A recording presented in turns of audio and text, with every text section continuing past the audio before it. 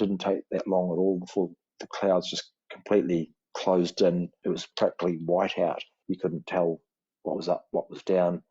And then, after discussion, we decided we needed to descend. And because, there was still the odd crevasse, I think we had to cross one crevasse during the sort of changing weather conditions, and it kind of got a little bit untidy, and we thought, oh no, we need to get down. So we started descending and got to the point where, no, this is dangerous. We didn't have the skills to navigate in whiteout to get ourselves back to the hut. So we made the decision to build ourselves a snow cave.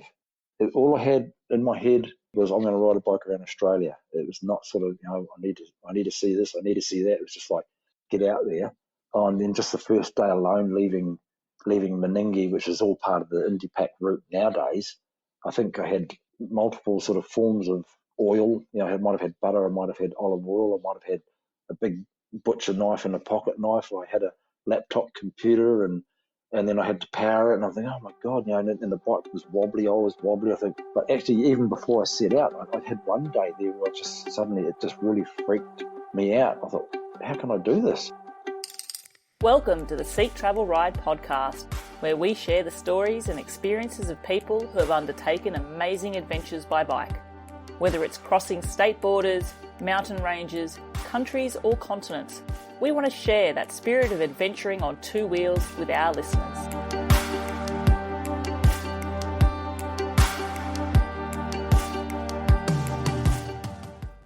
Hello, I'm your host Bella Malloy, and I'm excited to introduce my guest for today's episode of the Seek Travel Ride podcast, Chris Barker. Chris has quite an impressive CV when it comes to bike adventures. Over the years, he's undertaken some amazing trips in many styles, from a 16,500 kilometre epic bicycle tour around Australia to participating in faster-paced ultra-distance cycling events such as the Race to the Rock and the IndiPac wheel race. But something I've come to realise about those who travel in this style is that their love for the outdoors is rarely limited to cycling, and Chris is no different. In fact, his exploits in the hiking and mountaineering space are also impressive and include an ascent of New Zealand's tallest mountain, Aoraki, Mount Cook, as well as a harrowing experience of survival in the Southern Alps, where he spent 5 days in a snow cave. I'm really looking forward to chatting with Chris and learning more about his adventures. Chris, welcome to the show. Thank you, Bella, and nice to be here. I am so stoked for this conversation, Chris. You and I have sort of, over the years, sent random messages through Instagram about your exploits on the bike and different trips, and we've talked before, and I feel like I have this special gift to speak with you and unravel a bit more about those adventures and share them with our listeners as well. Sure, and I'm really pleased to be here, and likewise in terms of our interactions, via social media, been really impressed with your photography and your own adventures, and there's certainly some inspiring photography in places that you've travelled. Oh, thank you very much. But this podcast, Mr. Barker, is all about you, and I do like to start it with asking my guests all the same first question, and that is, do you remember the very first bike you ever rode? I do, absolutely I do. It was in my neighbourhood. It was a working class neighbourhood in my hometown, Rotorua, New Zealand. I was one of 11 children. My dad was a pen pusher in an office. We didn't have a lot of extra money to, for toys, etc. We had a mountainside as our playground, but I befriended a neighbour, a kid in the neighbourhood, and he had a bike, and I think there's sort of a number of us kids in the neighbourhood, anyone that had a bike would always be sort of trying to approach them and ask for a ride. But this particular time, I remember the bike. It had it was a man's bike, even though it was a boy that owned it, and I had to sort of step through and sort of under the top tube to sort of ride the bicycle. Yeah, that was sort of the beginning of my bicycle riding days. It would have been all of 8, 9 perhaps. I love that idea. It's almost like it's a hand-me-down bike, but it's a communal neighbourhood hand-me-down bike. It's sort of like a tangent to the normal story I might hear from people like yourself who come from a big family. Although, Chris, I have to say, I'm one of 6 children, so I've always felt that I've come from a large family myself, but 11 children is next level. Where did you sit in that hierarchy? Are you the eldest, the youngest? Are you somewhere in the middle? Pretty much smack dab in the middle. Yeah, so it was an interesting place to sort of sit in a community of 12 people. My mum and dad and us children. There was sort of one that didn't. Of the 11, there was just one that didn't survive. So I guess we're one of 10 children. Far out. And 11 children, were you the largest family in your neighbourhood? Yeah, I think for a town dwelling family, it was a big family. There was an Indian family, and I think they had a fairly big family, but it was in the days, like 1960s in New Zealand. Of all the homes that were on my street, we knew every child, knew every child's name, knew the parents, and possibly even what the parents did for a job. But yeah, it was a community so vastly different to today. Even like where I am now, I've not been here long in this house, but you tend not to sort of interact as much with neighbours like we used to. That resonates with me so much, and I don't think either of us are old people, to be fair, Chris. But I always feel like I definitely know that I've grown up in a different generation. Like probably like yourself. I don't know whether you had the rule in New Zealand, but in Australia we were always home from school, outside playing around. Generally, I was mucking around doing laps of the street on my bike, but I always had to be home before the street lights turned on. Were you a bit the same that way? Yeah, pretty much. I guess being a big family and the way the home operated was if you were there for your meal, there was no meal when you got back. So it was a matter of having to be back. Yeah, exactly. But that sense of community you were talking about really worked well in that sort of format too, because it was very much a case of we were outside playing in the streets and the gardens and whatnot, but it was always playing with the other kids in the streets too. And I just have this image. Obviously, you were borrowing a bike from a kid in your neighbourhood. So there's obviously that community feel, not just for adults knowing who their neighbours were, but as kids as well. You felt like you were part of a broader community there in your own little hamlet, even in a way. Oh, absolutely. It was enormous, the social interaction as kids. We had a mountainside. It was Mount Nungataha is the name of the mountain in my hometown. And we had quite a steep road right beside my home. And then all the kids in the neighbourhood would build trolleys and all manner of trolleys back then. And then they'd have races down the street. Everyone would be pulling their little trolleys up, trolley cart to the top of the hill, and then seeing who'd be first back down to the bottom. And just across the road from my home, there was like a gravel area. So as you come flying down the hill on your trolley, you'd sort of hang the back end of the trolley out and throw stones and dust everywhere. It was quite fun. Just adventure style, back in the days where we'd build go-karts and stuff like that as well, or dirt jumps and all those sort of things as well. I remember growing up in a similar sort of fashion, 6 kids, not much money to go around, and I remember we made our own cricket bats. Actually, this shows I'm a daughter of a Greek mother because our cricket bats were made out of tomato steaks. We grabbed the tomato steaks from the garden and put 3 together and played cricket in what was at that point a vacant block of land next to our house. But I love those spirit of adventures. It's just bringing me back my own childhood memories as well. But again, as I've said, this isn't a podcast about Bella, it's a podcast about Chris. So I want to get, fast forward a little bit through your early years to, you grew up and then moved very quickly at the age of 15 into dairy farming. Your father, you said, was an office worker, so you didn't grow up on a dairy farm, did you? No. And my dad's philosophy, having so many children, and back in the day, that kind of worked. And it was, as soon as you're old enough to fly, you can leave the nest. So I guess his aim was to try and get as many dependents away from his back pocket as possible. He found the job in the national paper. He, I think, inquired about the job and then took me to the job. I was kind of getting into a little bit of trouble at high school. And then I guess my dad saw it fit to get me out of school and get me out onto a dairy farm. So onto the back of the motorbike with my worldly possessions, which weren't a lot, and he conducted the interview on the farm and then left me behind. And that was the beginning of my working life at 15 years and 1 month. And dairy farming as well. I know we were just talking there about, the thrill of living right next to a mountain. And I imagine in New Zealand, there's not many places where you live where you don't have a view of potentially a mountain range, or maybe that's a wrong impression for myself here. But all of a sudden you've moved into starting your work career such a young age, as you said, but also dairy farming. To me, that's probably one of the industries where you are, I don't want to use the word stuck, but obviously dairy farming is an industry where cows are milked twice a day.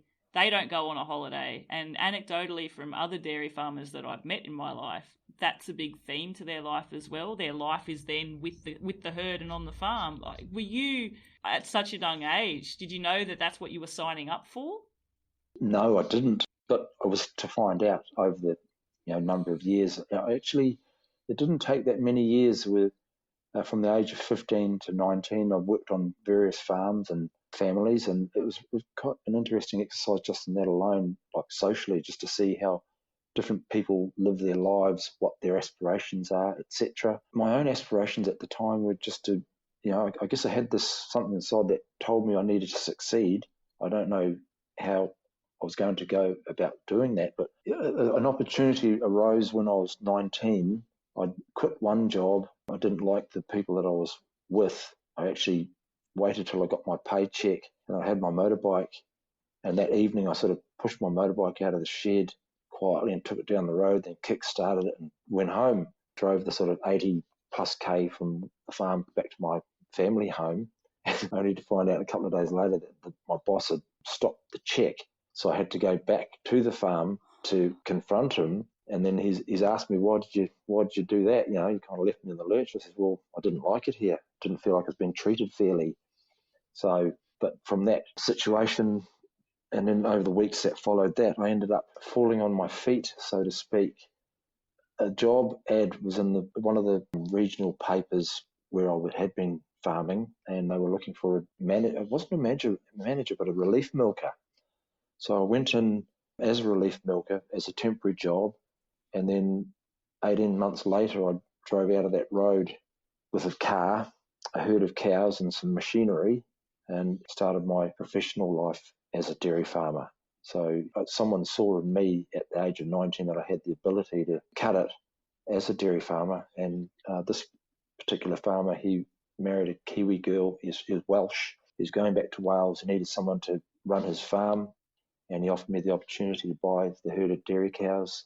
And then that was the beginning of my dairy farming career. What a huge responsibility at such a young age as well. Especially don't take it for granted you've spent all of 4 years living and working in that industry, but you weren't raised on a farm, and all of a sudden you've become a fully fledged farmer, I guess, for lack of a better word. Absolutely. Such a responsibility as well. Yeah, it was really interesting. There were like professional pathways, and then there was a pathway that I took. And professional, I don't know if that is the right term, but some of the lads that I grew up with, they were farm cadets. They were on a farm cadet scheme. So they were sort of going through formal paths of learning their dairy farming trade. And I guess the other thing with New Zealand dairy farming, it's dairy farming solely, whereas a lot of farms around that time, they were mixed farming operations. There were sheep, there were cows, there were chooks, pigs. Back, I guess, in the very early days of dairying in New Zealand, a lot of milk was separated, and the skim milk went to the pigs and the cream went to the factory. But by the 70s or the 80s, it had become a standalone professional career. And it was actually a very smart way for young men and women to build capital and to move up the value chain. Stay with us. We'll be right back. Hi everyone, it's me, Bella from the show. I just wanted to let you know about something exciting. I have recently just created a new Facebook group named Seek Travel Ride, where if you are a fan of the show, you can join and we can actually bring this community more to life. It's a place where you can learn more about our guests, see more photos, chat about episodes in more detail, and maybe even pose some questions as well. it's also a place where you can share your own bicycle adventure journeys, whether you've got a photo or a blog or some videos that you want to share. Come online, say hi, join the Facebook group, and let's enjoy this community that we have built. We have a global audience here. People are listening from all around the world, and I think we can only thrive and get an even greater sense of wanderlust by sharing our experiences with each other and connecting. So get onto Facebook. I've provided a link in the show notes, and you can join that community as well. Thank you. Now back to the show. How do we get back to then, Chris? You've all of a sudden, at such a young age, had a big responsibility. You've got your own farm, so you've got financial responsibility associated with all of that because you are self-employed now. But again, dairy farming, it doesn't allow you to go away you can't just say, oh, this weekend I'm going away for 3 days, and in 2 months' time I'm going away, take another long weekend, and in 6 months' time I'm going to have a week off and go somewhere. It is, again, I don't want to use the word stuck, but you do have a responsibility that lasts 7 days a week. Yes. Did you get itchy feet from that? Because I look at what you've done, and if I look back at my introduction, yes, you've done some amazing bicycle adventures, which I can't wait to get stuck into the meat of, but mountaineering and things like that, your big adventures, do you feel there's an element of that you thrust into those from feeling a sense of being stuck 7 days a week? Having sort of shackled myself so young, from the age of 15 to 19, I guess any kid's got to try to find their way, whatever they do, whether it be school or a job they don't like. But I was fortunate that I did find an opening to make something my own, not being stuck, as an employee and just selling all my time to my employer. So it did start offering opportunities to branch out a little. It's always been a tie. Milking cows, they require you there for, 290 to 320 days if you're having a good milking season, twice a day. But during the summertime, there'd always be, would employ a relief milker, so we're either able to go and visit family. And I think, coming from central New Zealand, as a kid, my dad was very much an outdoors kind of guy, so any opportunity that came to be outdoors, to interact with the outdoors, we'd be there. And I quite often was my dad's pet when I was a kid. I kind of got preferential treatment over my siblings, and I think, it maybe even caused some issues amongst my siblings. My dad buying me a pair of tramping boots when I was 8 years old, and then spending a lot of time with him tramping. But in terms of sort of breaking out myself as from the age of 19 to my early 30s, I owned dairy herds. I didn't own dairy farms, but in my early 30s, I finally got to own a dairy farm in the northwest of Tasmania. And at the age of 19, I kind of thought, well, this is going to be a bit of a long run ahead. I've got to stay with it, manage it, build it. And it was a very slow process. But one of the fortunate things, I think, that really changed a lot of things for me in terms of outdoors, having this job that tied me down, but being close to the outdoors, was we lived at a place called Cape Runaway in New Zealand. It was isolated by New Zealand standards. The nearest proper town was 120 kilometres away, but we had bush with all manner of, like pig hunting, deer stalking. We had the Pacific Ocean, which was right at our doorstep.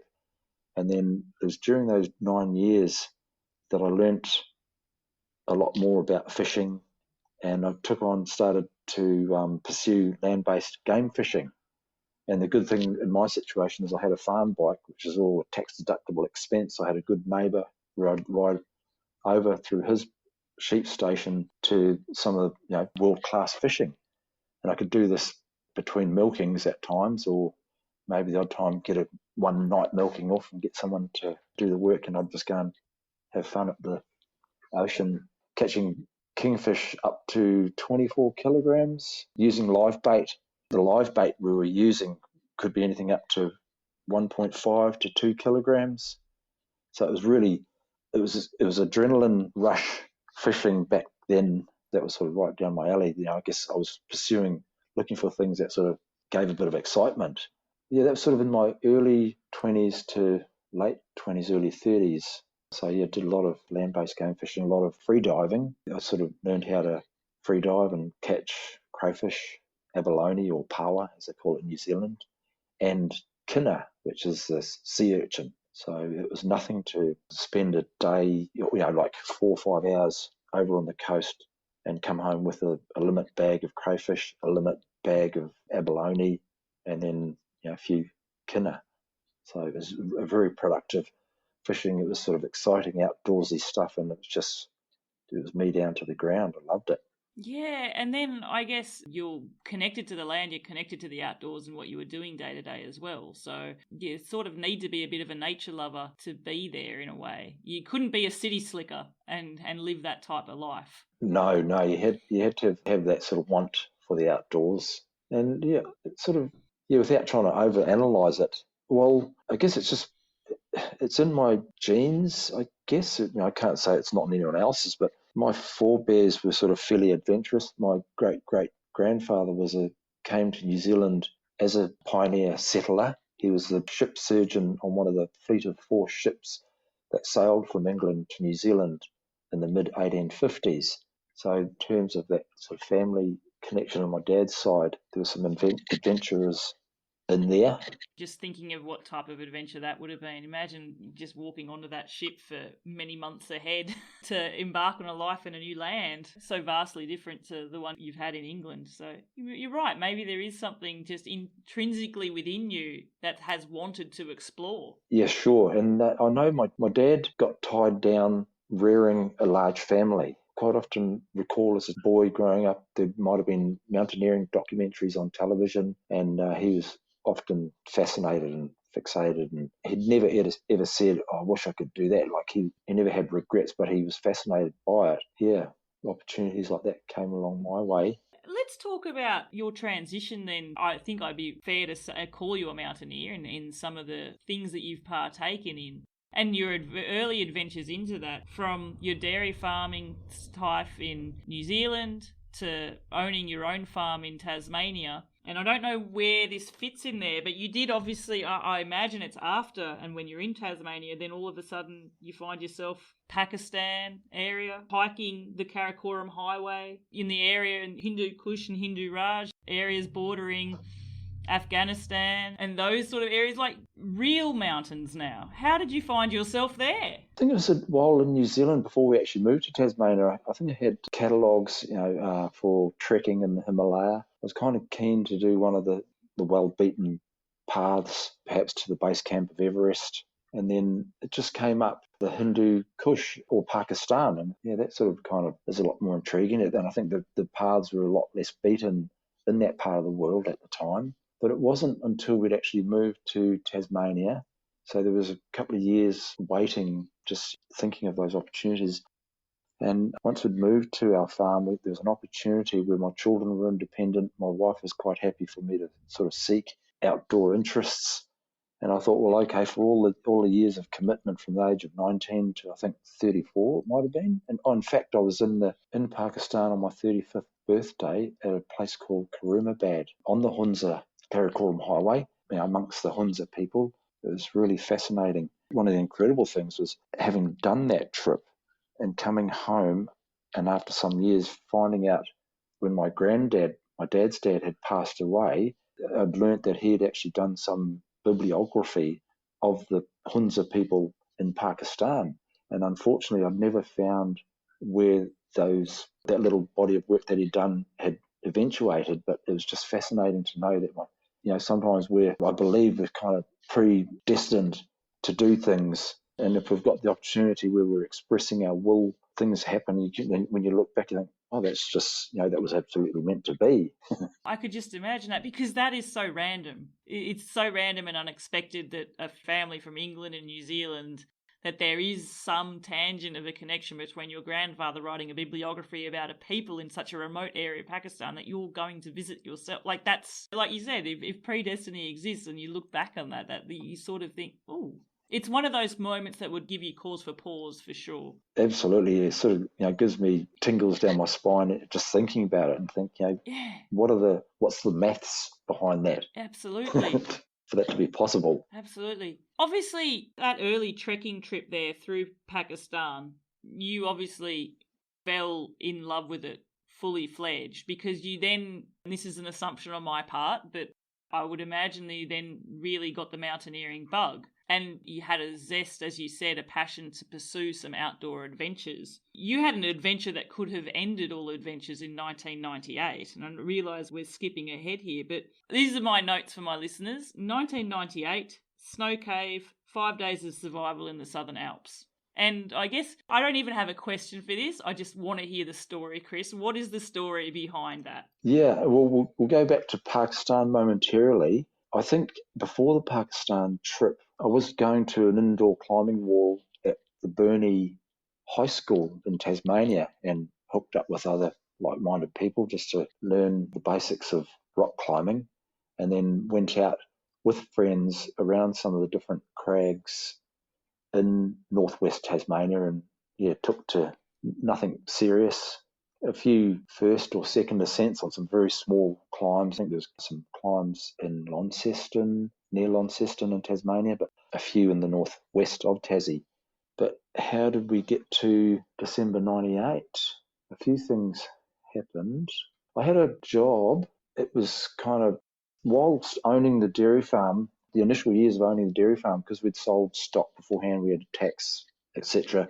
So to pay that tax, I took on another job as a dairy shed manager on a 2,000 cow dairy farm, 20 odd K from home. And in the sort of mid-30s, I was sort of starting to do sort of challenging things for myself, going out and sort of, leaving home at 4 a.m, riding my bike to the dairy farming, and then spending a whopping 14-hour work day there and riding back home. But those kind of days do weigh heavy in terms of, I'm giving a lot to my work, but I'm not giving a lot to myself.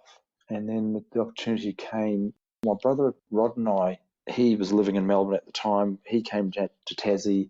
We did some rock climbing on the Stanley Nut, which is in the northwest of Tasmania. I think we did some abseiling, and I had another friend that I climbed with.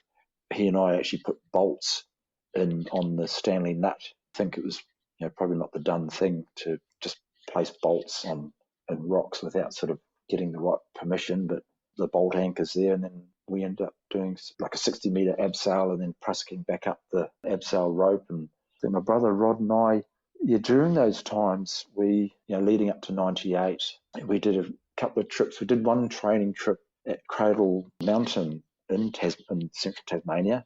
I guess it's probably one of the most photographed peaks in Tasmania, but we were sort of kind of, I don't know, just trying to, I don't know, with He-Man, I don't know, testosterone or male ego, or anyway, we kind of thought, well, we climbed Cradle Mountain twice before lunch. As you do.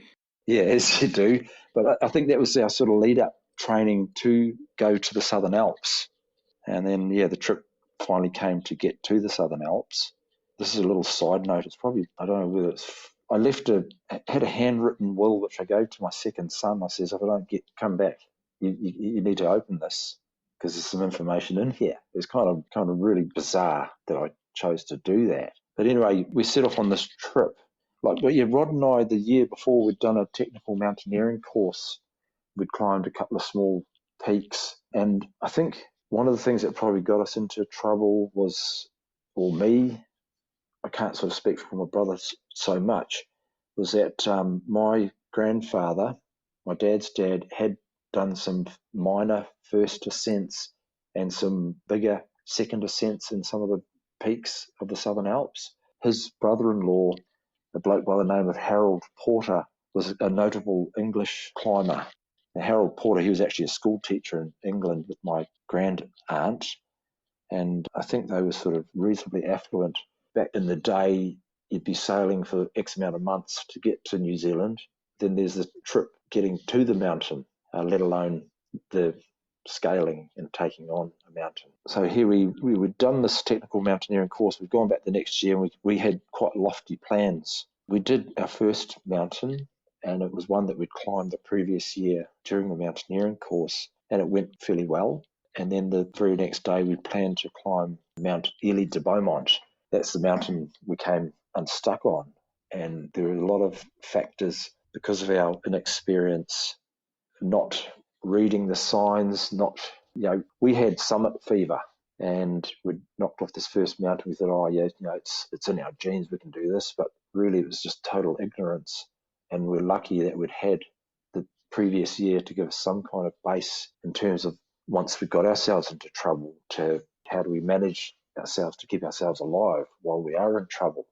So we were climbing Mount Ely de Beaumont, and I took a photograph going up this mountain, and another really big telltale sign was a cloud banking up on the west coast side of the Southern Alps. So by 2:30 the afternoon, it started getting a bit blowy, and the clouds sort of starting to swirl about. And then it didn't take that long at all before the clouds just completely closed in, and you couldn't. It was practically white out. You couldn't tell what was up, what was down.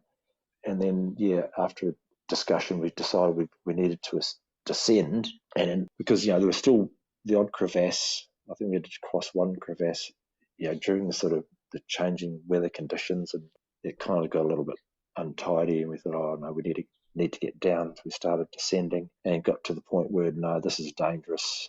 We didn't have the skills to navigate in whiteout to get ourselves back to the hut. So we made the decision to build ourselves a snow cave.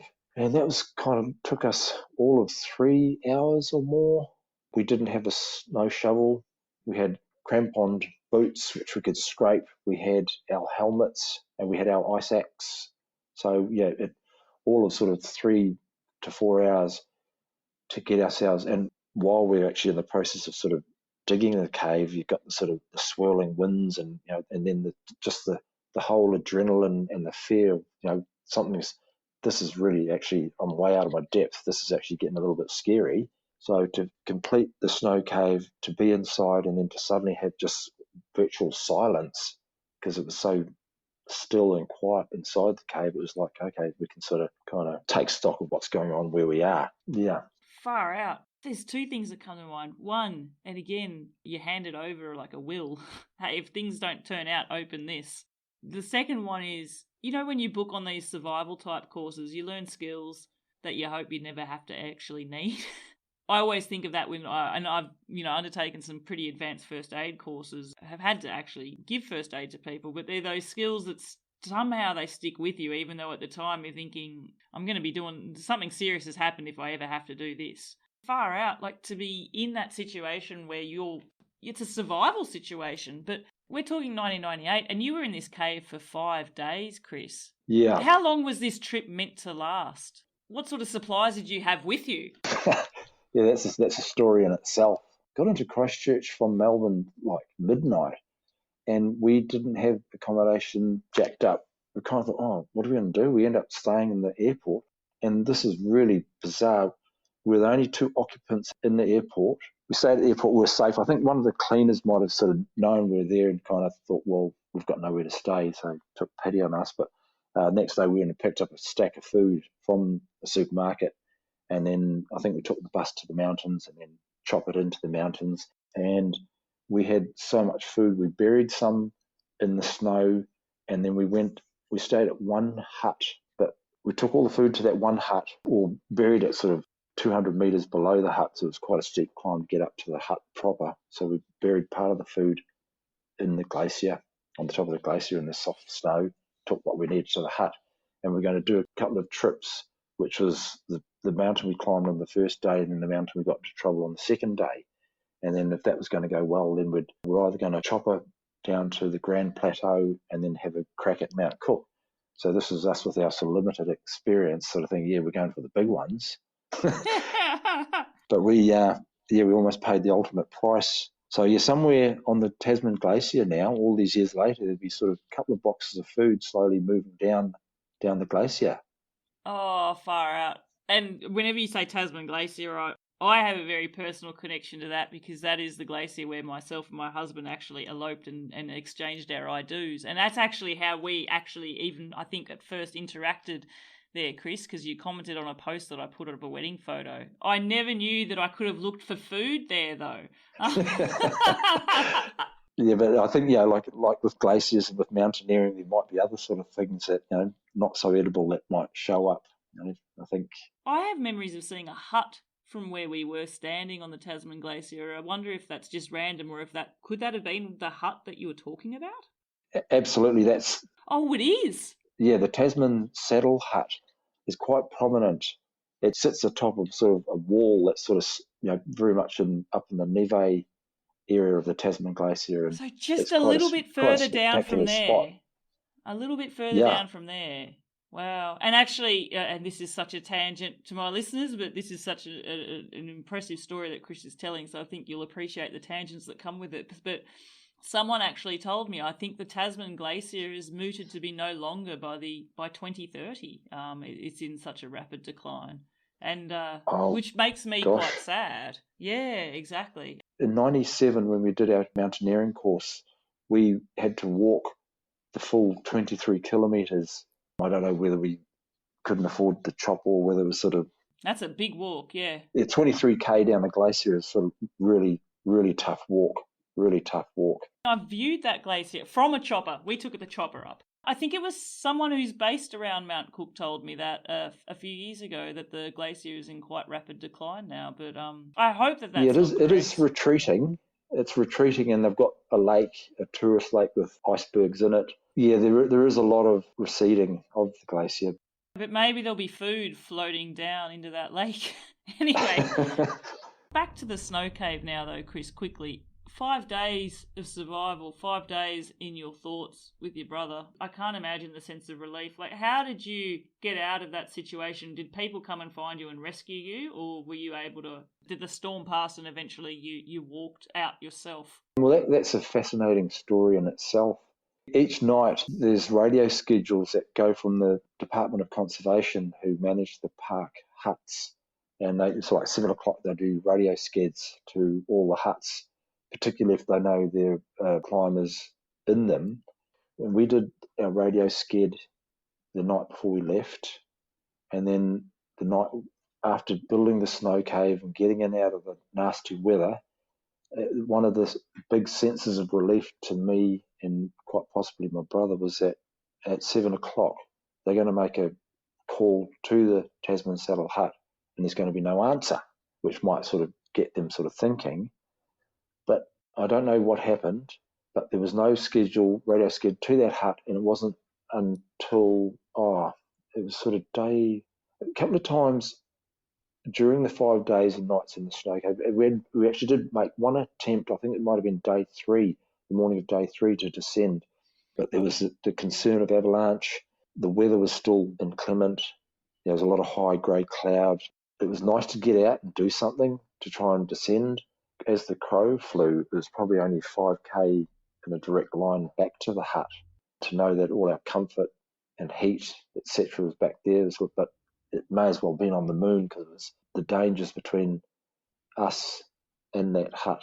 Yeah, we're only probably 30 minutes outside and kind of thinking, I think me more than my brother. I says, I'm really not comfortable with this.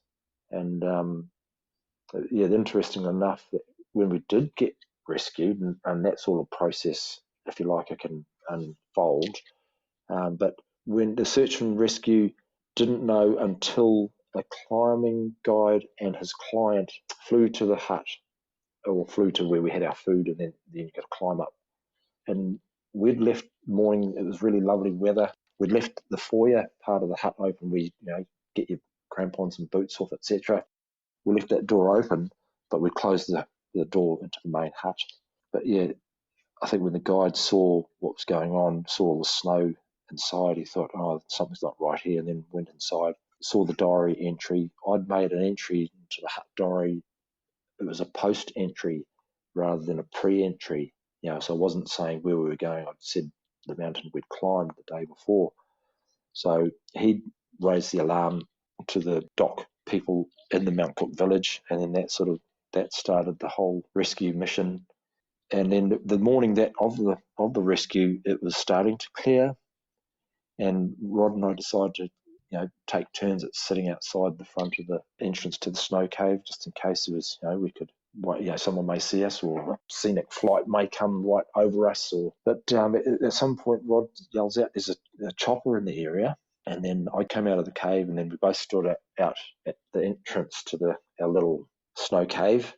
Yeah, I think what happened, I think at one stage the helicopter landed, and it landed directly at the base of the mountain we're on. You could only just make out the chopper and the people around it. But then we were to find out the story later. The girl, and this is one of the big parts of the whole story. The girl, her name Erin Hawke, she'd just had her 30th birthday the night before. She was on her very first search and rescue. She happened to be looking up on the mountain and saw something that sort of looked out of place, amongst the fields of white. So anyway, they got into the chopper, flew up, came within sort of 50 metres of us, and then it was like, it was a huge sense of relief that they've kind of spotted us. But then the weather was sort of playing around still. They ended up landing on a snowfield below, and then they started making their way up. And Rod and I were standing at the front of the cave, and I'd just give a shepherd's whistle every now and then, thinking they may need some sort of reference in terms of where we are. They came to the snow cave. There were two of them, and they weren't expecting to find us alive.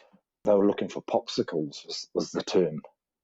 Someone to be out for that length of time, you wouldn't sort of think to survive 5 days in that sort of weather, in that severe conditions. Yeah. So they ended up having to spend the fifth night with us, and so they dug the snow cave out bigger.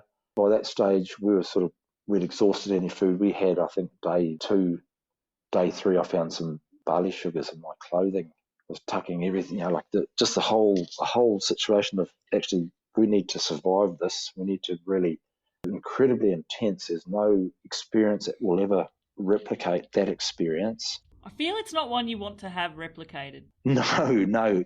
But it's at the same time, it then becomes a yardstick. As bad as it was, it's not this bad. Yeah.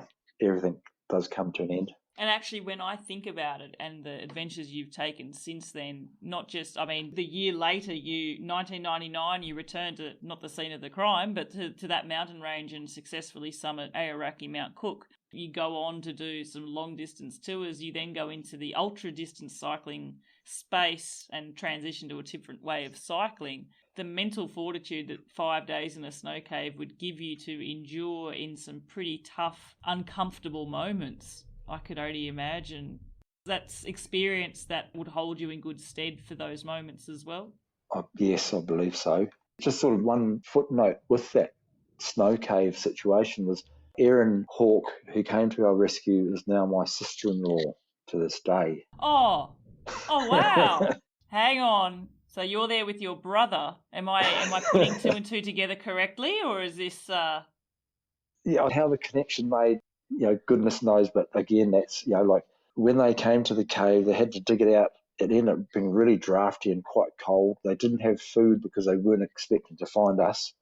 They had concentrated like cordial drink, and they had a couple of muesli bars. But one of the best things was they had heat packs for each of us, and one for our chest cavity near our heart, and then one for each foot. And that was like, oh man, that's life coming back. I had nightmares in the snow cave. I remember one nightmare. The devil was there in all his glory. This naked dude with a whole devil tail, and he was just glaring at me with a heater. And it was really fascinating because when you kind of look back, it's like that was my subconscious telling me, you're in serious trouble if you don't get out of this. You're going to go down. And there were a couple of times where we had the snow blocked the exits to the cave. Rod had a long shanked ice axe, and he's sort of poking through the roof to keep the air. But anyway, once or twice I woke up panting for air. I'd gone into this like micro sleep and woke up panting for air, like I'd done 100 meters in 15 seconds or more, and just panting for air. And I think I put it down to hypoxia, but I was absolutely wrong. I think is it carbon dioxide poisoning? One of the more stressful times, I think we sort of had to open the entrance to the snow cave once we got some sort of good air back in. Like my head was clear, and I think I was good as gold. But it was quite incredible how, So the really, really great story about all of that is that we gained a sister-in-law. The things you had to do to get your brother married. Honestly. He had a very strong desire to be in the mountains. He moved back to New Zealand a year later, where he and Erin started living together, and then they went on to do, I think at one point they were looking at doing all the 10,000 or 3,000 metre peaks in the Southern Alps, which is quite an alpine challenge for alpinists in New Zealand mountains. I think they went to South America and did a couple of mountains there. Does he still mountaineer now? Oh, the incredible thing, a really beautiful thing, he went on to become a search and rescue guide. So he went through all the full training in the Mount Cook National Park and ended up pulling people out of the mountains himself. I went back some years after the year of my 50th birthday, but I went back to climb Mount Maltebrun, which is a really beautiful rock ice alpine route. I had a Swiss guide. We'd climbed the mountain and we'd made our way back to the camp, our little bivvy. It was like 8 o'clock, so the last light of the day, and there was a helicopter flying at sort of, fairly high above us. And, Rod and I had been in communication while I was there. I knew that what he was doing in search and rescue, but it just so happened to be that he was in that helicopter taking a patient to one of the West Coast hospitals. I've almost got to sort of steady my emotions right now, but it was really quite a beautiful thing to actually see how things can change. Again, when you were talking about, things are foreplanned for you and there's a destiny. For your brother, that the call of the mountains is one thing. I wonder how much, being on the end of the search and rescue, then being married to a search and rescue professional and has turned himself into one, but then that 360 of, it's not paying it forward, but it's, do you know where I'm coming from? Yeah, absolutely. I do want to start talking then about your cycling. You did go on a mammoth tour of Australia, solo, 16,500 kilometres. You've had an experience you never want to repeat there in the Southern Alps in New Zealand. And as I said, and I've skipped over it, but you did summit Aoraki, Mount Cook, the highest mountain in New Zealand, the year after. But 16,500 kilometres solo, riding around, one of the biggest countries, a continent. How did that come to be, and what sparked you to want to travel in such a way? The snow cave played quite a major part in that decision.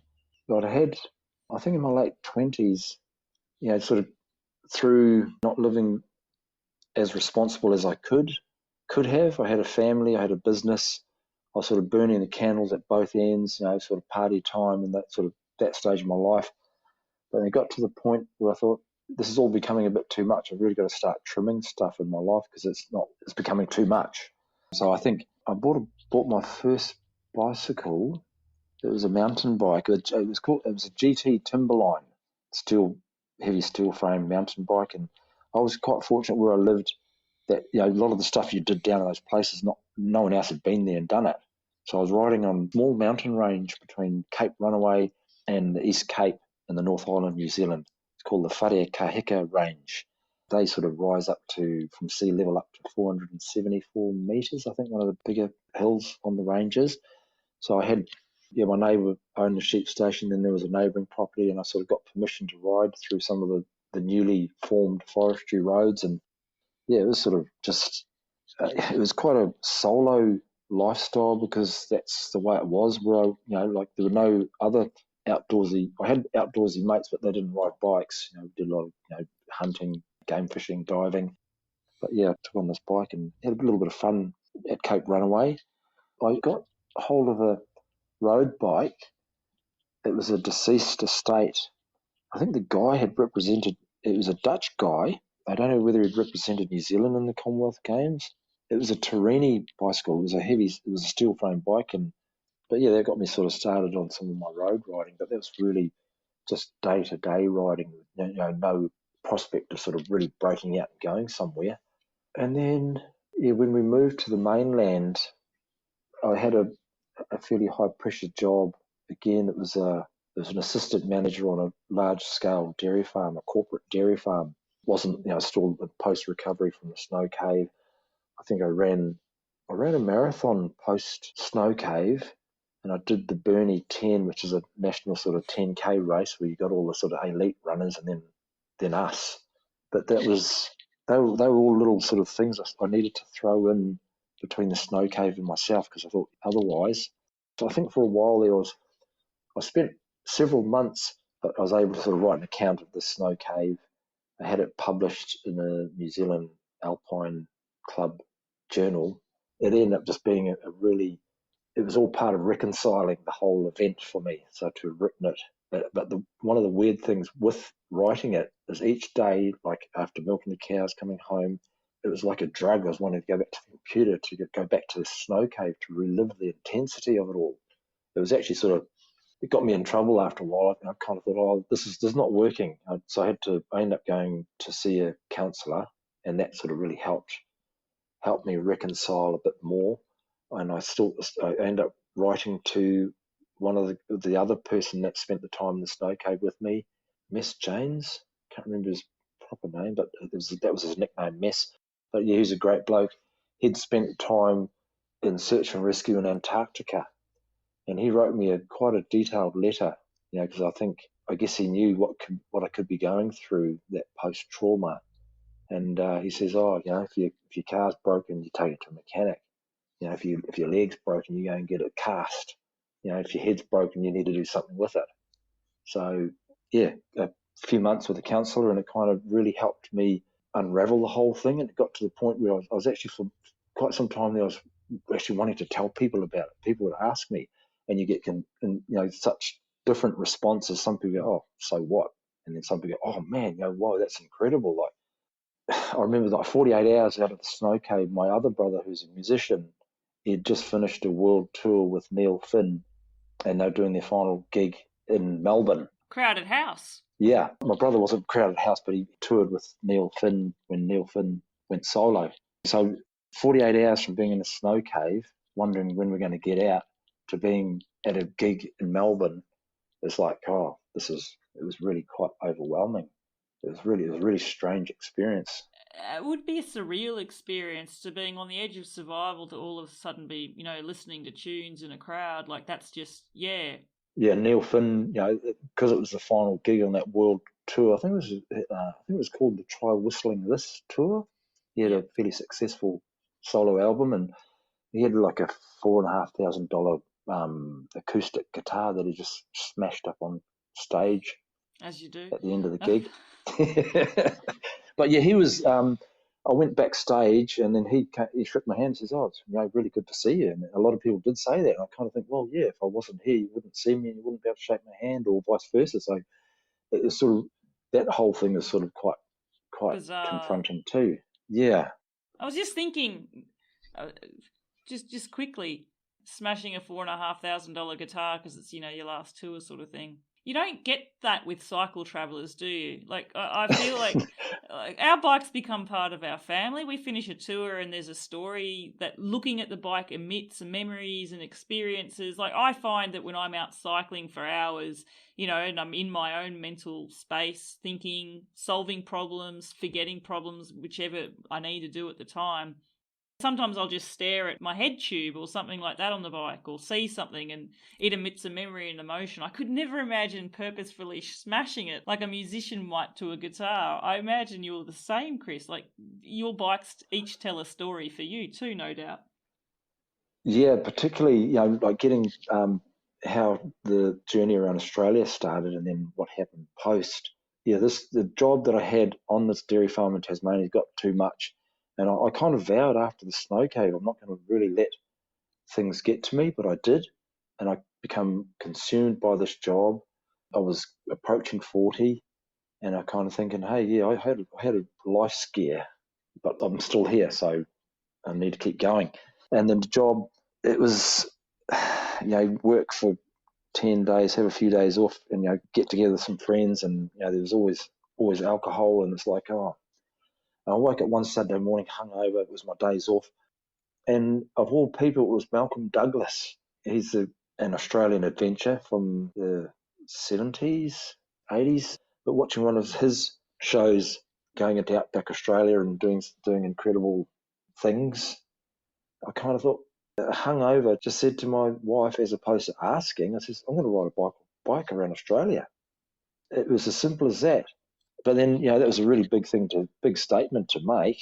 But Angela was very accommodating and understanding. She'd actually told me, in our early years of marriage, you don't want to go to your grave regretting not doing what you want to do in life.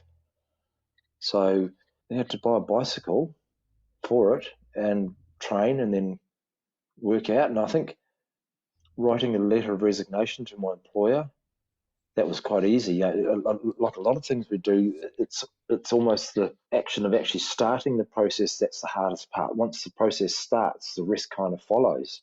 Yeah, once you've made that decision, right? It's wrestling with that decision in your head to get to that point, which can often be the biggest roadblock. So you've made this decision to cycle around Australia and you've set yourself on that path. How long did that trip take? Like, how long was that tour? Oh, I think in riding days, it might have been like 153 riding days, but it was like over 200 days all up. It wasn't fast. I had grandiose plans of sort of seeing all the sights, stopping at every little harbour and catching a little fish and eating my own fish. But then I still had a family that I was obligated to. I still had wife and children. So yeah, it was like a sort of planning it, reading, invited where we lived quite often, even where we lived in New Zealand, being stuck on the farm, and where we lived in New Zealand was a very popular outdoor. It was the people. If the people are going to make their way up to where we lived, they can't be too bad at people. If they're travelling the world, they can't be too bad at people. So I had no qualms in inviting them into my home, and they had some really fantastic people. Not only did I learn more about the world because I couldn't travel to it, the world was coming to me and to my children. And yeah, we had some fascinating people over the years. That's a beautiful that's just a beautiful statement as well. The world is coming to you through these beautiful people. So I guess then, like that trip, 200 odd days on the road, 150 odd of cycling. You had thoughts of seeing everything and doing everything. I'm just trying to think here, Chris, quickly, what sort of direction were you travelling? The coastal route? Did you go inland? 16,500 kilometres. Is that the perimeter of Australia? What was your sort of route? Yeah, pretty much the perimeter of Australia. And I had all I had in my head, my thick head, was I'm going to ride a bike around Australia. It was not sort of, I need to see this, I need to see that. It was just like, get out there. Oh, and then just the first day alone, leaving Meningie, which is all part of the IndiPac route nowadays. I think I had multiple sort of forms of oil. I might have had butter, I might have had olive oil, I might have had a big butcher knife and a pocket knife. I had a laptop computer, and then I had to power it. And I think, oh my God, and the bike was wobbly. I was wobbly. I think, but actually, even before I set out, I had one day there where it just really freaked me out. I thought, how can I do this? And I think a couple of days in, I actually considered turning around, but that was the one time I thought about it, and then it was just a thought. I kept going as the trip developed, and being 40, thinking I was old, but really still quite youthful at 40. It was about just getting the job done, and yeah, it's fascinating what you learn, all the little tricks along the way. I imagine a trip like that, you're not experiencing the seriousness of a life or death situation like you did in the snow cave, but you can't undertake a trip like that and return and not be changed as a person. I imagine there's something that trip shaped in you and shaped your personality, and there's things and experiences that have evolved through undertaking such a transformative trip like that as well. Yeah, absolutely. I kind of thought to myself it was going to be something quite enlightening. I think one of the big things was the September 11 event in America. It's like, here I am, 40 years old. I've got this job. It's paying okay. We're getting somewhere. But then suddenly the world, it looked like the Western world was ready to fall apart when the Twin Towers fell. And I thought, oh no, I've really had that life scare. I thought, I've got to get out of this job. So that was one of the other motivators behind getting out of the workforce, to go and have some fun and experience and see. I know you have done extensive cycling tours now, bikepacking style, so faster adventures, but still adventures nonetheless. And you've seen places in Australia, most Australians will never see themselves. Did you realise undertaking that trip at the time that you couldn't have realised that was going to change you so profoundly, and that cycling would become such a big part of your life as it has now, fast forwarding now to 2023 and looking back at what you've done since? No, absolutely not. And I guess there's sort of things along the way that kind of shaped that whole process too. I guess rocking up to the inaugural Indian Pacific World Race on a heavy, surly, long haul trucker loaded up to the max with, as a tourer.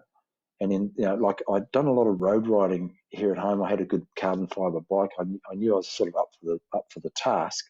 But then to jump on a big, heavy touring bike with all loaded up, and then seeing all these guys, with their slick rigs, set up for bike packing, I kind of thought, no, I should have done that, but I'm not prepared, or I'm making use of what equipment I've got. So not only was that I used that bike to do the inaugural race to the rock, I ended up sort of using it for the IndiPac as well. So that was it. There's no way you're smashing that bike on a stage. It's got story. No. You're hanging on a wall when it retires. That's got its own room in the house, hopefully. So, Chris, it's one thing to discover the love of riding a bike day after day after day on a 16,500 kilometre solo bicycle tour around Australia. Can I ask, what on earth possesses you to decide to take on a totally different type of challenge, which is that of the world of Everesting? Yeah, it's a really fascinating story in itself, and I just loved the whole thing about it. Having had a wee backdrop in mountaineering, having had a bit of family history in mountaineering in New Zealand. The first to conquer Mount Everest was a New Zealander, with Tenzing Norgay, of course. So the whole fascinating story behind the real Everesting and this concept of riding a bicycle to gain the equivalent height of altitude of Mount Everest, had enormous appeal. Almost for me, at the age I was at, in my sort of mid-50s, I was kind of thinking the opportunities to actually get out and do Mount Everest for real were kind of diminishing. And also with the advent of commercial climbing, commercial ascents of the big peaks was kind of losing appeal when you're seeing all the sort of log jam of people, hundreds of people standing on the slopes of Mount Everest waiting to get to the top. So, and I kind of thought this Everesting caper was, again, a domain for, the 40, 35, 40-year-olds, guys at the sort of height of their sort of physical strength. But I ventured into it. I kind of thought, there's a lot of climbing. Everesting, for those people who've never heard of it before, it's something that was devised where a bike rider rides up and down as many ascents necessary on the same climb, on the same road, without taking deviations, until you rack up the number of metres of elevation gained, which would be the equivalent of the summit of Mount Everest. Yeah, I did a few trips, a few climbs. I sort of got up to 2,000 and then 4,000 and then 6,000 metres. And once I got to 6,000 metres on one of the training rides, and I think most of the training rides were on Mount Lofty. In fact, I sort of, took my vehicle into Adelaide one summer evening and just parked at a McDonald's car park, and then used that as the base for the 6,000 metres of training. It was sort of through the night. Did you do a sneaky Macca's stop halfway through any of those? Oh, yeah, absolutely. Yeah, like that was kind of, yeah, they may not have been the sort of, the ideal sort of food source, but it was quick and it was there when you need it, and it wasn't so bad. I'm not a massive fan of McDonald's, but I did use it myself when I was doing some long distance ultra stuff as well, and I was devastated actually, because when I pulled into McDonald's here in France, I was just dreaming. It was breakfast time. I was dreaming of hash browns. Yeah. They don't sell them here at McDonald's in France. Wow.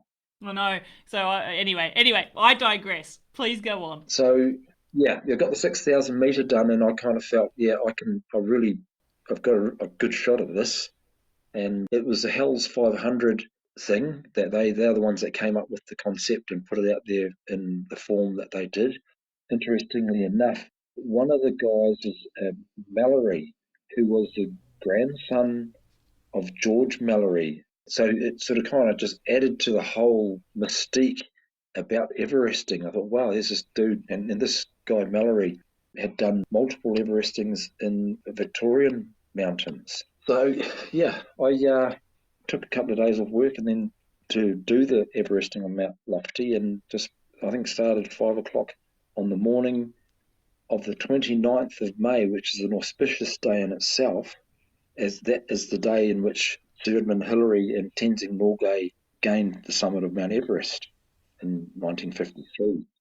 I feel with a lot of your adventures, and there is this respect that you have for events that have happened in the past and how they shape certain things, but I feel that that's a common theme with the way you've shared your story as well, Chris, in that you do notice these things that pop up in life, and you do, nothing is by accident necessarily, if that makes sense. Yeah, yeah.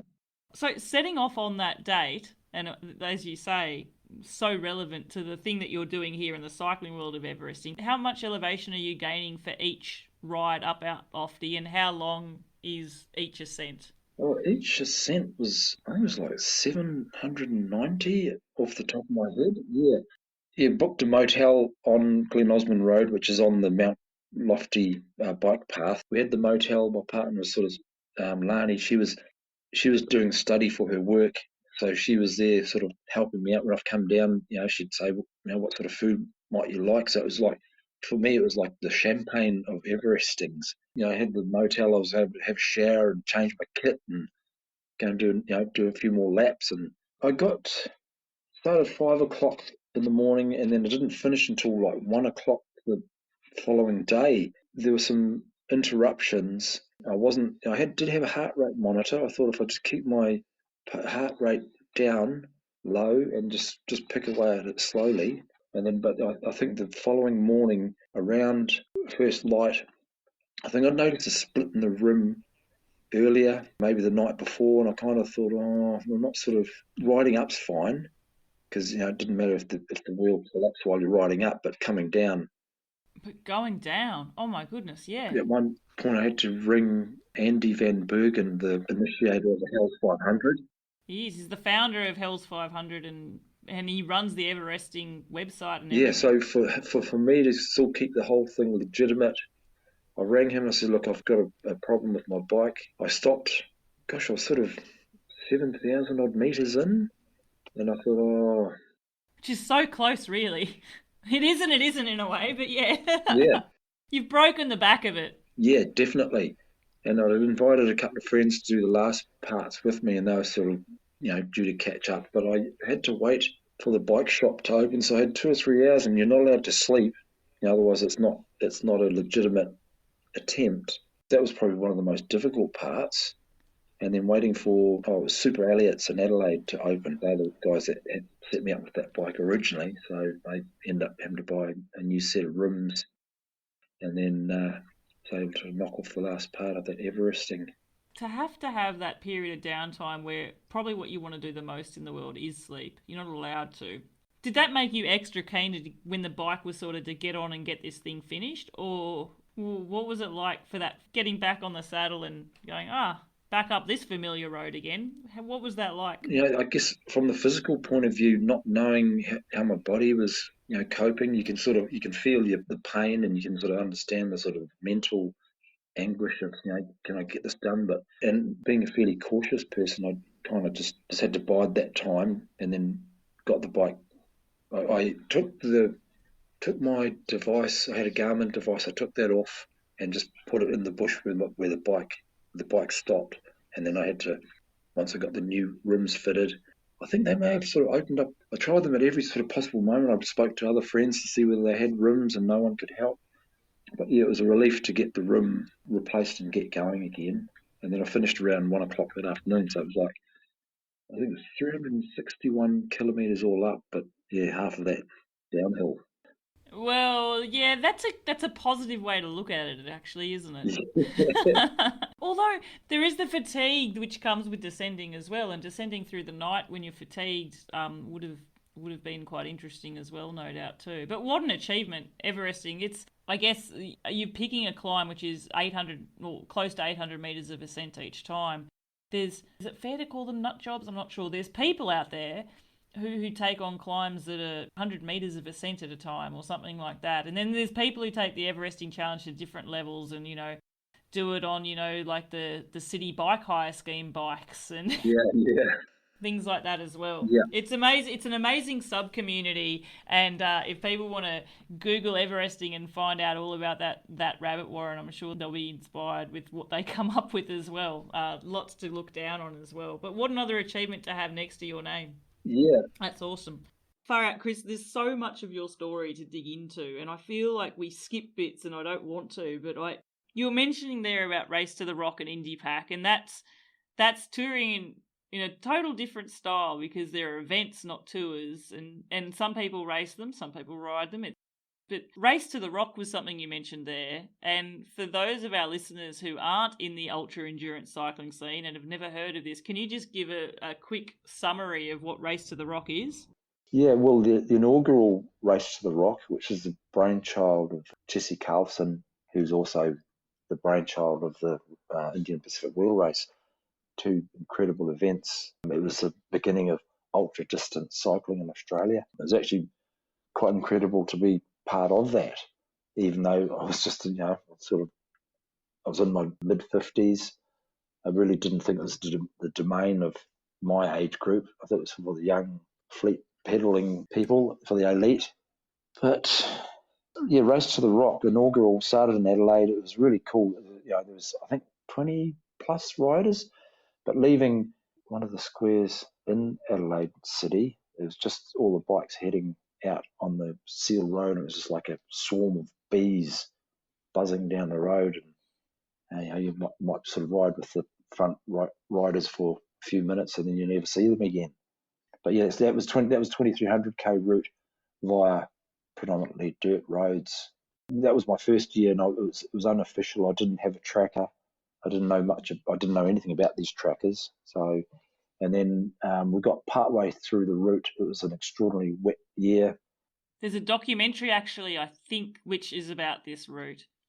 Yeah, I love the fact that Sarah Hammond, she owns this race really. Absolutely. But she took out that inaugural year and the year after, and I'm just trying to think, did she win it 3 years in a row? I'm just trying to remember, but... Yeah, 3, she did. Legend. Absolute legend. And an inspiration for myself personally. But yeah, so racing from Adelaide to Uluru, I mean, the Race to the Rock, dirt roads, mud, and you're on your surly long-haul trucker here. Yeah. So do you feel like you're a fish out of water, like you're just not... you're sticking out like a sore thumb, or were you oblivious to it and just enjoying the whole moment? Like, wow, I'm getting to ride my bike from Adelaide to the centre of Australia, to Uluru, to such a massive landmark. And like, were you intimidated on the start line, or were you just all oblivious and just like, wow? There's a little bit of both. For myself in my age group, I'm a senior rider. It was like, it was pretty obvious that I'm not sort of there to vie for any prizes. And a lot of it was the adventure. Yeah, again, I didn't look the part. With a surly long haul truck like that's not it's not a gravel bike, but I think I had sort of fat tyres on it because the surlies could take fat tyres.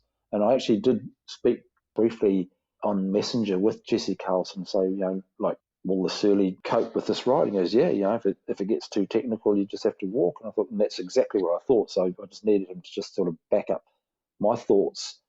And we got there, got to the rock, but like I say, unofficial. Was there a lot of walking?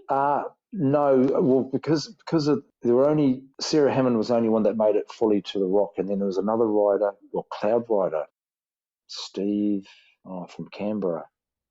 His surname escapes me, but he has the Bent Spoke bike shop in Canberra. Great guy. Yeah, he does. I can't think of his last name. I know I can picture him in my mind. It's going to come to me at 3 a.m. in the morning, listeners. Sorry about that. Go on. But I think he kind of put himself as one of the sort of the official male riders to have made it as far, because we got to William Creek on the Unadilla track, and the manager of the William Creek Roadhouse says there's more rain coming, there's a vehicle going out, you better get out of here. So we took that as a cue to get out. So we got a car ride 170k from William Creek out to Cooper Pedy, and then we rode the rest of the route via the sealed route. So yeah, that was. But I made it to the rock, and it was unofficial, but it was nice to sort of be part of that initial year. And I haven't been back to any others since, as much as I'd like to. I was going to say, is Race to the Rock an event that you'd like to take up again? I did actually. Again, spoke with Jesse Carlson. He said I'd be really keen to have another crack at the Adelaide to Uluru route on a purpose-built machine. And it came right during COVID, and there were sort of things going on in my life at the time where, as much as I wanted to do it, I didn't do it. And I think there's a bit of an attitude thing on my part, but COVID kind of did get in the way of a few plans for people everywhere. Most certainly. I don't think there's anybody in the world that hasn't been impacted in one way or another. But I guess when you're an outdoor adventurer, it really made you feel like you were hemmed in as well in a different way. Mm-hmm. And being limited and not being able to pursue what gives us and rejuvenates and energizes us as well, I think has a particular heavy toll too. Yes. So Race to the Rock is one event, and you mentioned Jesse Carlson was the brainchild of the Indian Pacific Wheel Race, the IndiPac, as we Australians call it, and probably others in the ultra space call it as well. You turned up there for the first year on your long haul trucker. Yes. Can I ask quickly, was it kitted out with panniers as well, or did you have bike packing bags on it, or? No, it was again. It was like, I think Full tour setup. Full tour, like just a continuation of riding around Australia. But because I had zero concept of bike packing. I thought, well, I've got to get across this route. I've done it once before, when I rode around Australia. I'll just do it this way, but I'm a lot fitter and I'm a little bit older. But I didn't have the financial means at the time to get a full setup. But, that changed a year later. You got there though. And again, for our listeners who aren't aware of what this event actually is, it starts on, I guess, the Indian Ocean. Yes. Hang on. Yes, the Indian Ocean on the west coast. I live close to the Atlantic now, so I have to make sure I'm getting my oceans correct. But it starts on the west coast there in WA. I'm just trying to think of the start town. Does it start? At the South Mole Lighthouse in Fremantle. There we go. I knew it wasn't Perth. I thought it was Fremantle. And then traverses the continent of Australia via the remote Nullarbor Plain, through South Australia into, I think you then go through Adelaide, you go through Melbourne and make your way up and over through the high country and the snowy mountains until eventually making your way to Sydney. It's over 4,000 kilometres long. Yeah, it's point to point. Perth, Sydney is 3,500 kilometres. But the Indian Pacific Wheel Race route is 5,471 k's. So it's sort of, like you say, it takes in... that's a lot more than I was actually even thinking in my mind. You did that the first year, as you said, as a novice, and I imagine then you got the bug to come back to see how do I go when I do it like everybody else. But yeah, what makes you sign up for an ultra distance event then? Because obviously I can understand now... When you went on that 16,500 kilometre trip, I can understand now even going Race to the Rock, and then I can understand how you're thinking, I like touring the country this way, I'm going to tour it that way with this event. But then you turn up and you realise it's totally different, like people race this in a different style. Was there a curiosity sparked within you to race that way as well? Absolutely, most definitely. Even before starting out with the Surly, I'd had my carbon fibre roadie, and I could see in terms of my abilities on Strava against my peers, I guess, friends, I was kind of riding okay. I've never raced, and it wasn't till I found Strava that it really helped me pick up my riding game, to take it to another level. Like, I've done, even the tour around Australia was I'm just getting out to ride a bike around Australia and see how it goes. There's no sort of intentions in terms of sort of daily targets. Yeah, to turn up to the IndiPac in fairly good physical form with a massively loaded, heavy, surly long haul trucker, it was really hard work. And, I was sort of, wasn't far short of the Lantern Rouge that year. So to come back the following year with a purpose-built rig and to shave, I think it was nearly 6 days off the first year's attempt was quite good. And I met riders in year one who'd passing through Canberra. They'd sort of done it in like 22 days, and I was thinking, oh my God, I would love to, if I could have a time like that, I'd just be so wrapped. Because it sort of just, I looked like a sort of tail end Charlie on my Surly. Far out. Actually, I've got to say, it really shows the vast distance of an event where you can turn up and all of a sudden we're talking about shaving, what was it, close to a week off your first time? Like, that's A week of cycling is the difference in time that you can look at shaving off. That's amazing. What sort of distances were you then travelling that second year in that second edition of IndiPac in 2018? Yeah, well, 2018 and 2019 were 40 minutes difference between those 2 years. Wow! Yeah, that was amazing in itself too. Yeah, and then 2018 was with a friend that I'd met in the first year, and he was the guy that I was so envious of because he's got across in 23 days. So together we shaved a day off for him and shaved many days off my first year's effort. And then the third year, I actually did it on a more solo basis, and then you just took the 40 minutes longer. Yeah.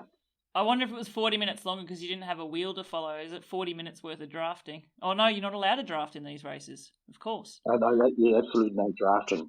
No, it's side by side only. Yeah, or trailing one another. But yeah, if you ever sort of felt like you're too close to drafting, you sort of drop back, or yeah, because it's just it doesn't work. It just absolutely doesn't work. Like on a trip of that distance and over that many days, you're not going to be wanting to drag someone along for a ride. No, absolutely not. And the IndiPac wheel race in Australia has spawned its own little community as well. So there's people that aren't bike riders themselves that have become avid, what we would call dot watchers here in the ultra distance cycling community. And they get up for this event every year on their computers, tracking dots and trackers of riders as they're making their way traversing across the country from Fremantle all the way to Sydney. But it's also been inspiring for some people as well. Like there's people who've watched the race as a dot watcher and turned up to the start line to give the race a go themselves. Chris, as someone who's done this event now, you've turned up to that start line, I think 5 times, if I've got this correct. Have you had dot watchers come up to you and say, hey, I watched your dot and I'm now here as a rider, or any interactions like that from the dot watching community? Yes, yeah, there was one bloke who I've actually met at nearly 3 of the 5 times that I've turned up to Perth. He's often been there at the Greek the Riders night in Freo, and we've always had a good chat. I think his father-in-law, did something quite extraordinary during COVID. I think he might have ridden the IndiPac route on a trainer. Oh my goodness. And he turned up. So 2022, I think they turned up and they shared their story. But yeah, the bloke that sort of has come to me multiple times, he's absolutely inspired by what I've done, and it's sort of something he'd like to do, and he's kind of speak to him each year, and he's kind of like a step closer towards actually getting himself set up to ride. And doing it himself as well. I wonder what edition he's going to turn up to that start line on. I love that idea that he's got this goal and he's slowly ticking the boxes to feel that he can turn up to the start line. Then his father-in-law goes and does something quite extraordinary and rides the route on a trainer. Oh, I can't even compute that. I, during COVID lockdowns, rode indoors for too many months. I think it was 7.5 months without riding outside at one stage. Wow. But not IndiPac distances on a trainer ride. Like, I think the longest trainer ride I had might have been 2 or 3 hours, which is crazy, FYI. But I can't imagine doing the route on a trainer. Because a route like that, and look, hey, power to him. That's mightily impressive. If anyone's got mental fortitude, he's got it in bucket loads. But I feel like taking on a route of this distance comes to people, like everyone has different motivations for a goal. But to traverse a country and travel so many thousands of kilometres, so many days on a bike, there's an element of wanting to be outdoors and see what you're riding through to some degree as well, and have that perspective of passing and moving forward and moving along a country as well. Yeah, oh, absolutely. I had some really good quotes. I had on my fridge for years. It was Alfred Tennyson, and it was like, I can't quote the words. It's something I wish I'd had it written down to be able to quote it, but it was something to the effect that if you stand in one place, nothing moves. But if you move, the world changes and everything's sort of continual and fresh. And yeah, it was a really beautiful quote. I loved it. I'm going to look that quote up, or I might actually get you to look it up and send it to me, and I'll include it in the show notes. Yeah, I will. Absolutely, I will. Yeah. That would be great. Yeah. I feel like it's going to be one that it will probably resonate with a lot of our listeners as well. Chris, what motivates you to line? I can understand lining up to do IndiPac 2 times because you're trying it out on 2 different setups. What motivates you to sign up for an event 5 times? Well, Mike Hall was probably one of the biggest motivations behind returning again and again, I guess it's a little bit like I'm an old guy riding a bike, but when you do the IndiPac, it's like, oh hey, people might become inspired no matter what age. I guess it's having the time available to do it. It's the camaraderie. It's making some. Every time I've met new people, and many of these people will become lifelong friends, albeit from a distance. But quite often there'll be times when you can cross paths and swap notes. I guess there's an element that you've fallen in love with the event. Yeah, very much so. Gosh, how do I put it? I actually vowed after the 2022 event last year, when arriving in Sydney, I thought, no, that's it. What's the point? There's a whole planet of roads to ride, and I kind of maintained that position for the most of the last year. But then, seeing the IndiPac run again this year, and I kind of thought, people kind of respect me a little bit for what I've done with the IndiPac. It kind of like it's becoming a little bit of my bike riding signature, so to speak. So many of us that will turn up and have a go. It's a big challenge. I think one of the big ones is being motivated for meeting Mike Hall. I think that in itself is a great little story within this story. Yeah, absolutely. So 2017, 3 days before the start of the inaugural IndiPac, a group of riders turn up to the lighthouse. I think I'd just put my bike together at the Perth airport. I'd ridden to the lighthouse, and then some other riders turned up, and I'd heard of the tradition, the overlander tradition, and I kind of made it. It was very much unofficial, but I was at the lighthouse, and then there were the other riders that turned up, of which Mike Hall was one of the riders. There were a couple of other riders. One of the riders that actually done the race to the rock with me, but put it to the group they were interested in doing the wheel dipping ceremony, and Mike Hall was the only one of the riders that was happily obliged. And I didn't have any idea on the status of Mike Hall. I kind of heard a little bit about him leading up to the start of the IndiPac, but had no appreciation of his status in that space. So he proceeded to take his shoes and socks off. We were only like 50 metres from the lighthouse itself. There's a breakwater wall which you've got to climb over fairly big boulders to get to the water. He carried his beautiful bike, which is quite easily to do, beautiful machine, and he's able to carry it down and dip the rear wheel into the Indian Ocean. And then my Surly, being so heavy, there was no way I was going to carry it down like he did. So I just sort of took the quick release hub and dropped the wheel, and then carried the wheel down to the ocean and dipped the tyre in the ocean, and then carried it back up. So just from that little interaction with Mike Hall, and then learning more about who he was, or more post that inaugural race that I learned more about him, to see the events that took place unfold was quite profound. I was only just over halfway across the route when Mike Hall was tragically taken. I didn't know much about it until another rider. I was riding towards Meningie in South Australia, and there's an American rider, Anders Peterson. He also in the event rode back out from Meningie to tell me to break the news to me. We then rode back to Meningie together, spent a bit of time at the Meningie bakery just for several hours, just in absolute shock. And the race had been cancelled, but the trackers were still alive. So we had the option to continue, but because of what happened, and I was so close to home, I'm not long past home the previous day, I ended up taking 2 days out.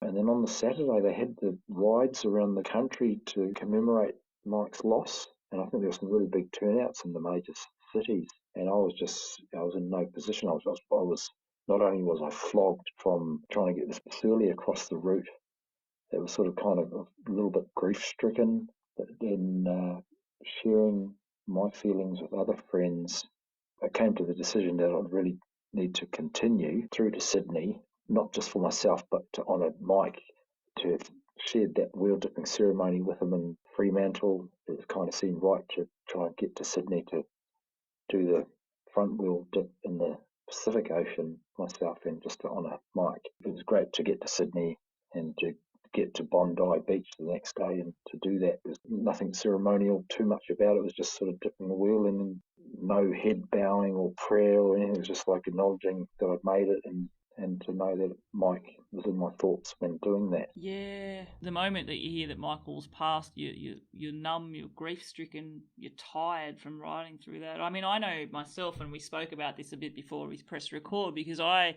was definitely a dot watcher in that edition, and I had the fortune of actually seeing Mike just a few hours before his death, because he actually passed through close by to where I was living there in the snowy mountains, and I saw him on the road and I cheered him on, and I saw his bright lights lighting up the path for him, and didn't realise then the tragedy that was set to unfold 10 or so hours later.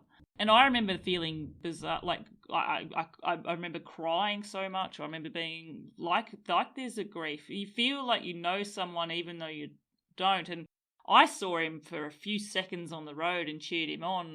You shared some personal moments with him, so I can really appreciate there, Chris, just that feeling that must have hit you, notwithstanding also coupling it with you're being in the event that he's doing. And so then there's also that other side of it, the concern of your family. So I imagine there would have been conflicting things going through your mind there as well. Yeah, absolutely. And even the first day back on the route, heading south of Meningie, there was an incident with a truck that passed, perilously close. And it's those sort of moments that just really, kind of, you see your sort of life measured in milliseconds. Had the bike turned to the right, often you might find you sort of riding, and sometimes you can sort of wander left or right. Just getting wiped off the face of the earth by an inconsiderate driver. Just see the truck. But like, I've got utmost respect for truck drivers on roads in Australia. Having ridden around Australia, there was just nothing but respect for them.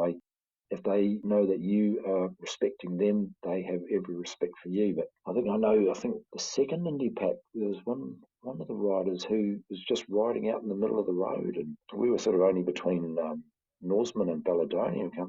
You can't really ride that way in Australia. You do have to respect the rules and stay as far left as possible. The thing that I adopted when I rode around Australia was that as much as it's sort of kind of belittling, it's like, I'm the lowest common denominator on the road, and as long as I take all the care that I need to take to minimise the risk and harm to myself, then I at least stand a chance of being able to move forward. Although I think also, and this is an insight into following your adventures, through social media and what you're posting there on Instagram as well, like you're very present in your rides. And I say following your rides because I feel like there's times where you do tour around Australia now in that fast bikepacking style, and your rides are often 200 plus kilometres a day. So you're travelling vast distances on these rides, but you are taking in the scenery, you're taking in the natural flora, you're taking in the natural wildlife, you're posting about it. I feel like your riding style, yes, you're obviously riding with a sense of safety and I guess there's in mind, but you're very present in what you're doing as well. So, you're participating in that sort of mindful activity while you're out there. At least that's my perception, Chris. Yeah, I love that perception. You've nailed it. Yeah, and I think one of the big things with that bikepacking ultra distance is, there's lots of training leading up to an IndiPac. I think, in past some of the years I've done, nearly 7,000 kilometres of training to sort of be in some kind of form to start the IndiPac, and I'm not even. I think for once I had my proper curve Belgie all set up for bikepacking, I was able to come in with the sort of the main group. So for me as a mature rider to sort of come in with sort of people up to 10 years my junior or more, it's quite a satisfying result. Compared to the first year when I sort of... It's definitely one to be proud of. Yeah, thank you. It's such a transformative, different type of riding style, but I feel you deserve to have an immense sense of pride for all those rides that you've done, for that first IndiPac on the Surly Long Haul Trucker in its touring mode. Yeah, you didn't finish at the pointy of the field, but you did it. And for deciding I'm going to dip my toe in the water and traverse large distances, 300 odd kilometres a day, at points as well, and to finish, like you said, take your place in that pack. That's fantastic. And you certainly do own a spot in that IndiPac Hall of Fame, for lack of a better word. And I'm sure that there are a lot of people that appreciate you being in that community as well. Yeah, I think For me personally, one of the biggest and most rewarding things I've earned from it was a message from Jesse Carlson, I think in 2 consecutive years, to just praising me for having finished. Year 2 and year 3, I think he made mention to me.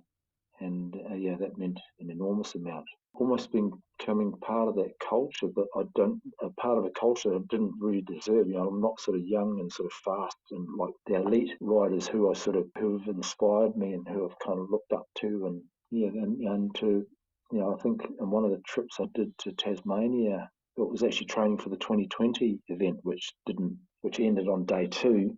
But yeah, stopping through curve cycling and to be given a greeting and a hug as a friend from Sarah and Rhino, Jesse Carlson, it's like, these people are my heroes, and here they are sort of giving me star treatment. I didn't feel I deserved it. Just like I said before, I'm kind of like an old guy on a bike.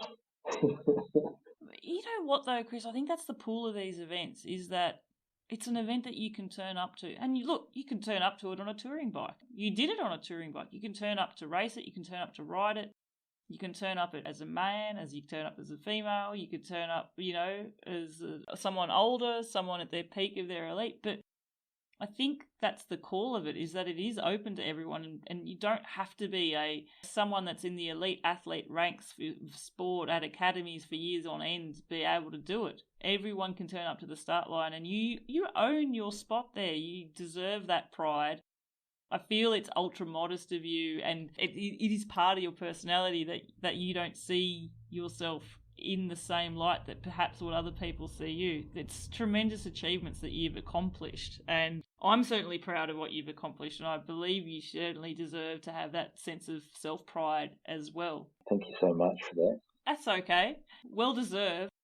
I feel I could speak to you for hours and I can't, unfortunately, so I'm going to have to wrap this up quickly. I've mentioned your Instagram account a few times. If other people want to follow you there on social media, what is your handle and how can people do this? Yeah, that's my Instagram handle is LoftyMan12, and ironically enough, the LoftyMan12 is how I earned my Everesting.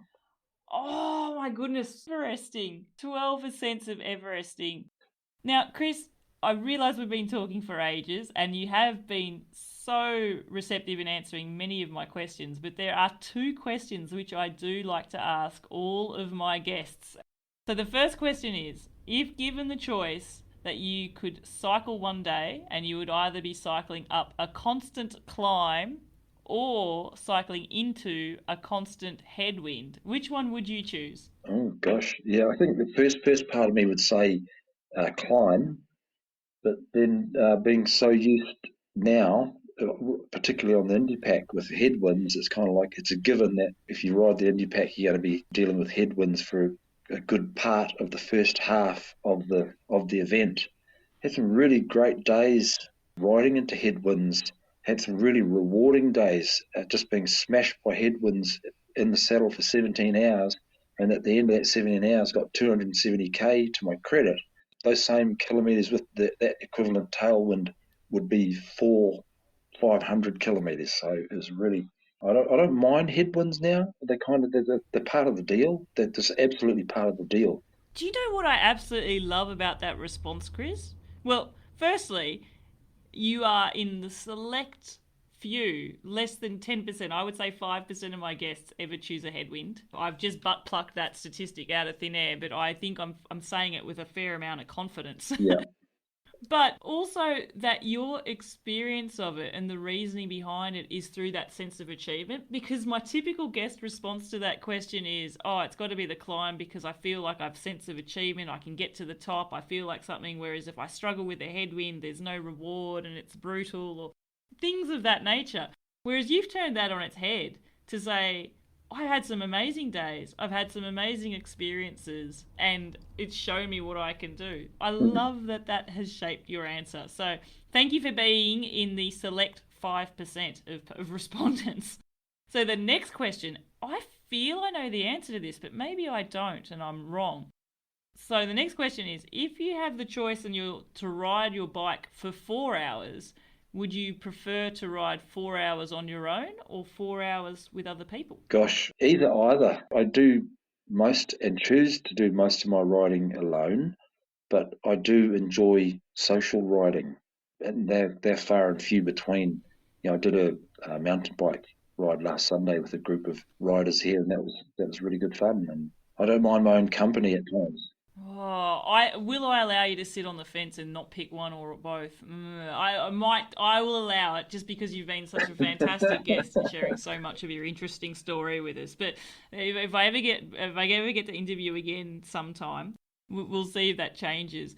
Chris Barker, it has been an absolute pleasure. I've really enjoyed listening to you tell your story and hearing how your life experiences have shaped you into the person you are today and into the bicycle adventures that you are continuing to take. Too many times you keep referring to yourself as that old man on a bike. There's two things that come to mind when I hear that. One is there is a saying, beware the old man on a bike. And that is because they're generally stronger than you think. But the other thing is, my version of whether someone's old is whether if they were to fall over, would I say that person fell over, or would they say that person had a fall? Chris Barker, you definitely are just someone who falls over. You are not anywhere near the age of having a fall, and I am really looking forward to keeping an eye out on your handle. Hopefully one day maybe seeing you here in the Pyrenees or perhaps somewhere in Australia. Keep adventuring and keep inspiring, and thank you very much for being on the show. Oh, well, it's been an absolute pleasure, Bella, to share some time and experiences with you. And I've had friends that have actually mentioned, hey, we really need to get you interviewed by someone because, other people have seen my story, and I don't I'm not big on selling it. I like to express myself, like you've said yourself, what you've seen on Instagram. But yeah, it's an absolute pleasure to share this time with you. Thank you so much. That's awesome. Thank you. Well, I'm sure you'll agree with me when I say that Chris really has led a life full of adventure. And it was really clear when he was recounting his story there just how much each of his adventures have had an impact on him and changed the trajectory of what he does now. I still cannot fathom how harrowing that experience of spending 5 days in a snow cave, wondering whether you were going to survive or not, would have been. For those of you interested, I actually did get a copy of the written recount that Chris did put together about his snow cave survival, and I have included a link to it in our show notes. It makes for quite interesting reading and goes into so much more detail than we were able to do here in the show. If you're enjoying the show, please do me a favour, follow it in your podcast player app, give me a rating and a review, and also reach out and let me know what you think about our guest stories, which one's been your favourite. And as always, if you have your own bicycling adventure that you would like to have shared with a global audience, please reach out to me, send me an email, podcast@seektravelride.com, and request to be interviewed as a guest for the show. Until the next episode, I'm Bella Malloy. Thanks for listening.